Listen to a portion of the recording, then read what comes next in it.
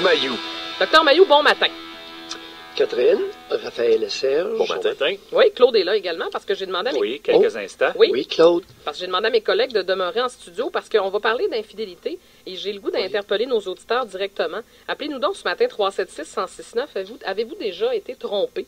Ou avez-vous déjà été infidèle? Si vous êtes assez honnête pour nous le dire, parce que, docteur Mailloux, je pars de cette façon de faire aux États-Unis. Il y a de plus en plus, je pense, de femmes, entre autres, qui font analyser les sous-vêtements de leurs partenaires pour clarifier des soupçons d'infidélité. C'est de plus en plus populaire. D'entrée de jeu, docteur Mailloux, avant de vous laisser la parole, je vais demander à mes collègues, avez-vous, on peut retourner dans le passé, OK? On n'est pas obligé de parler des relations actuelles. Quand vous étiez jeune, avez-vous déjà trompé vos conjointes? Ben, moi, je vais commencer parce que je suis le plate du groupe. Non. Ben non, c'est pas le plat, au contraire, on peut se réjouir de ça. Ben, oui, mais je pense que je suis un peu l'exception qui confirme la règle. Moi, ça m'est jamais arrivé. Non, et ça t'est-tu déjà arrivé de te faire tromper? Je le sais pas. OK, tu le sais pas. Non, mais si ça m'est déjà arrivé, je suis pas au courant. OK, Serge? Dans mon jeune temps, non, j'ai pas. J'étais plutôt traditionnel, mais en tout cas, j'ai pas trompé mes blondes. Okay. Et moi aussi, un peu comme Claude, à ma connaissance, je pense pas que j'ai été trompé. À ma connaissance. Bon. Moi, j'avais assez de misère à me faire des blondes que je m'arrangeais pour les garder. Ça durait jamais longtemps, mais ça, qu'est-ce que c'est bien dit. Raphaël, dans ta jeunesse de 22 ans, est-ce que... Je n'ai jamais trompé personne et je ne pense pas avoir été trompé non plus. J'espère que non, sinon ça va mal aller. Alors, que ça va mal aller, c'est du passé. Oui, je le sais. Bon, alors, docteur Mailloux, cherchez la carencée et la crottée du groupe, c'est moi. Bon, si vous me posez la question, moi, j'ai déjà trompé et j'ai déjà été trompé. J'ai vécu les deux. Docteur Mailloux, est-ce que vous êtes assez honnête pour répondre à cette question-là? Bon, écoute, à l'âge que j'ai, là, je pourrais te dire n'importe quoi. Ça dépend du groupe d'âge. Mais, docteur Mailloux, faut en parler de ça parce que... Ben, écoute, je pense qu'il faudrait peut-être laisser faire les jugements de valeur si on veut être sérieux ce matin. Oui. Alors, l'infidélité, là, on pourrait peut-être parler de relations extra-conjugales. Alors, c'est très différent. OK.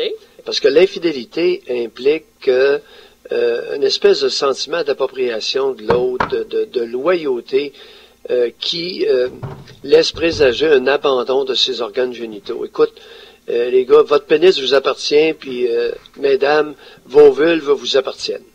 Alors, on va partir de cette prémisse-là. Il y a du monde qui ont des relations extra-conjugales pour mille et une raisons. Oui. Pour toutes sortes de raisons. Et ça les regarde.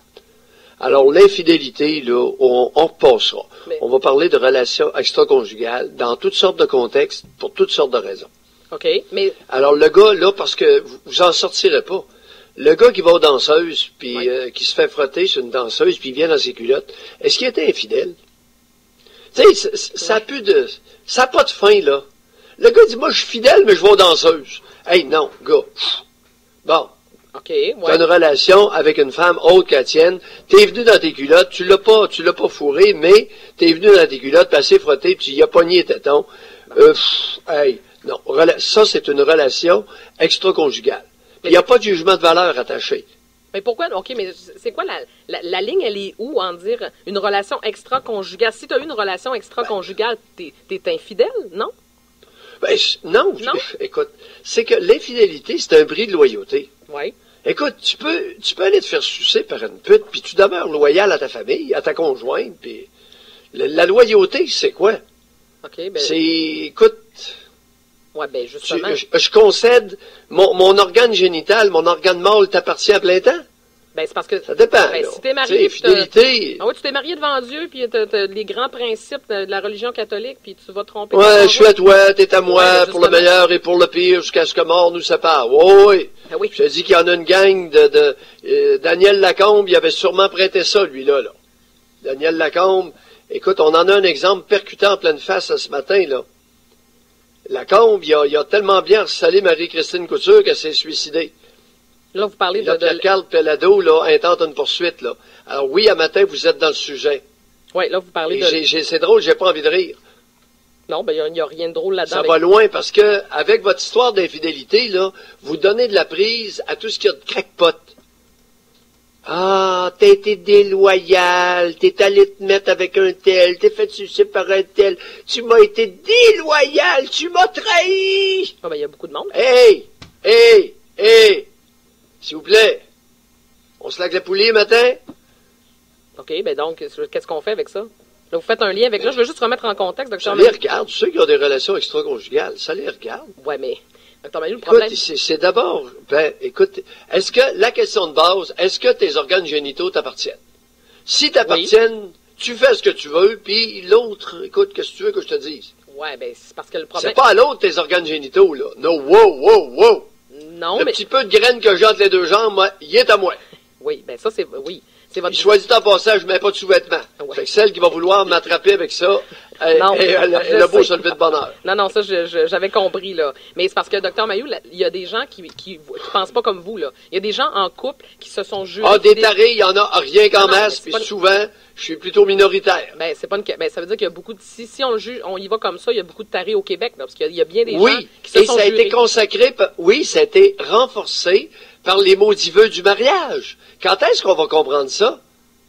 Oh oui, mais et on donne carte blanche à des individus comme Daniel Lacombe. C'est épouvantable ce qu'il a fait. Là, il est probablement un facteur dans le suicide de son ex. OK. Est-ce qu'on peut remettre des gens en contexte, Dr. Mayou, parce que là, on sort ça de nulle part, là. Mais pour les gens qui se branchent à ce moment-là, Daniel Lacombe, l'ex-conjoint je vais essayer de le rendre clair, là, parce que Pierre-Carl Péladeau a déposé une poursuite contre cet individu-là, parce que Pierre-Carl Péladeau, sa conjointe s'est suicidée, et lui, c'était l'ex-conjoint de Mme Couture. Alors, mais on s'en rend compte dans ça, Dr. Mayou, Daniel Lacombe, c'est à partir du moment où il a été informé de la relation amoureuse avec son ex-conjointe et M. Péladeau, c'est là où, je m'excuse l'expression, où il a tilté. Parce que on est... Probablement que Marie-Christine Couture a une relation avec Pierre-Carl Péladeau parce que Lacombe avait tilté avant. Quand est-ce qu'on va comprendre ça? Tu as fait allusion délicatement tantôt. Mm-hmm. Quand est-ce qu'on va comprendre que il y a des relations extra-conjugales qui surviennent dans un contexte de piètre relation conjugale? Alors, au lieu de faire des ADN, là, messieurs et mesdames, commence donc par vous regarder. S'il vous plaît. Oui, OK, on peut bien faire ça, mais une fois que c'est fait, Dr. Mayou, il y en a des individus comme ça. Il y en a des gens qui ne le prennent pas. Visiblement, cet homme-là était malade. Mais c'est renforcé socialement. On les cautionne. Puis, Daniel Lacombe, malade? Probablement pas. Il est comme un gros pourcentage d'hommes au Québec et il va avoir beaucoup de supporters. C'est-à-dire? C'est-à-dire, il va y avoir beaucoup d'hommes qui vont être tout à fait d'accord avec le fait qu'il était outré. Il a dénoncé la relation Marie-Christine Couture avec Pierre-Carl Péladeau dans la presse. Il aurait communiqué des informations avec l'équipe Schneider pour s'allier avec elle. C'est ce qui est évoqué dans le journal de ce matin. C'est une histoire épouvantable sur le plan humain. C'est méchant. Ben, c'est tellement méchant, Dr. Mayou, que l'ex-conjoint de M. Péladeau s'est enlevé la vie, visiblement, parce que c'est allé à ce point-là.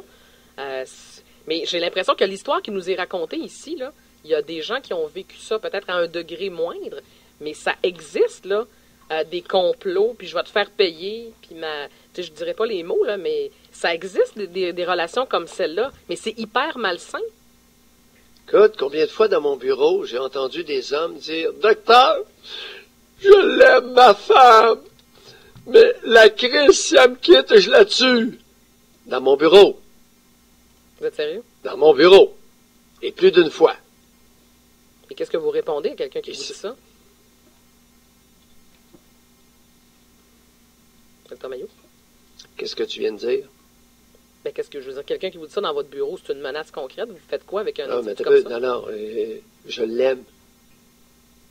Non, réfléchis. Qu'est-ce que tu viens de dire? OK. Ben oui. Alors, tu prétends que tu l'aimes, tu vas la tuer? C'est arrivé plus d'une fois, j'imagine? Oui, mais il a été renforcé socialement. Ça a été renforcé. Mais oui, mais on est mariés! Ben oui. Il utilise les vœux du mariage. Elle est à moi! Non, elle n'est pas à toi, Cass. Elle n'est pas à toi. Quand est-ce qu'on va comprendre ce que j'ai mentionné tout à l'heure? Tes organes génitaux t'appartiennent, mais les siens, lui, appartiennent. Mais est-ce que c'est... Ben c'est pas ça que le mariage dit.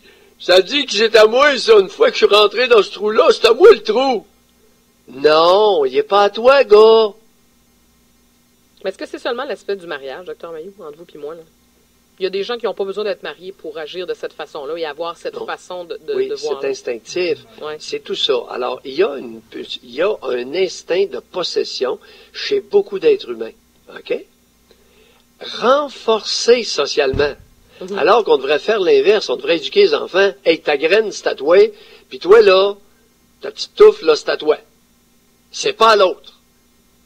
Bon, c'est sûr que... Alors, se donner à l'homme toutes les idioties populaires, le don de soi, le don de la femme à l'homme. Non, non, tu ne te donnes pas, garde-toi. Une femme qui aurait voulu se donner à moi, non, non, non, non, merci, le cadeau est trop gros. Mais sauf que, OK, je veux bien, Dr. Mailloux, là, puis c'est vrai que nos organes génitaux nous appartiennent. Parfait, jusque-là, je vous suis. Mais est-ce que... Oui, on va commencer là, matin. Oui, parfait, mais est-ce que ça se peut que quand tu es en couple avec quelqu'un, puis que tu as des sentiments amoureux, que tu es bien avec quelqu'un, que tu n'aies pas le goût de le partager avec quelqu'un d'autre? Est-ce que c'est si malsain que ça? Écoute, ton goût, là, oui, je comprends ton affaire d'exclusivité. Je le comprends. Oui. Mais l'autre, à un moment donné, pour des raisons X, il peut vouloir établir une relation intime avec quelqu'un d'autre. Il n'y a rien que tu peux faire. Ton petit goût, là, égoïste, là, on n'en a que foutre. Ben non.